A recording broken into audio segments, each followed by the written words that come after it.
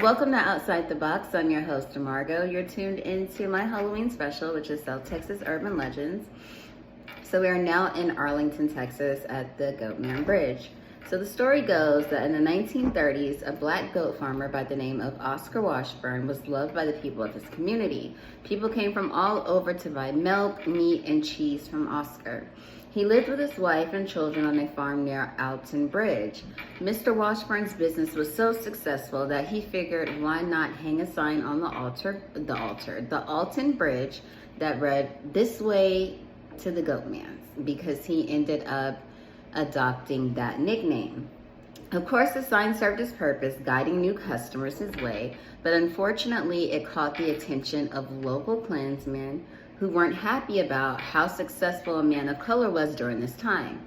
While so many others were struggling during the Great Depression, they decided, look, we need to put a stop to this. So the Klansmen then returned to Washburn's property, carrying torches and threatening Washburn and his family. However, Washburn wasn't having it. He was like, okay, so he came out with his shotgun and he asked the men to leave his property shortly after he fired a warning shot to the man to let them know he meant business. Everything went back to normal for a short while until one evening Washburn was awakened by the sound of his goats bleeding. So he ran outside to find the Klansmen slitting the throats of his goats.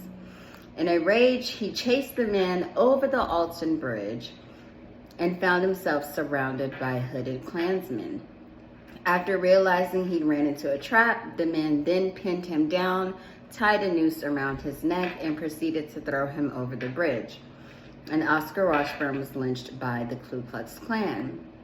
Allegedly, a few of the men returned to take pictures of Washburn's body hanging from the Alton Bridge, and they began to sell them to local merchants. Then the body just apparently disappeared. Nobody really knows what happened to the corpse of Oscar Washburn. Some say that the body floated down the stream, and others say that people gathered from the community, like his supporters and everything, and gave him a proper burial.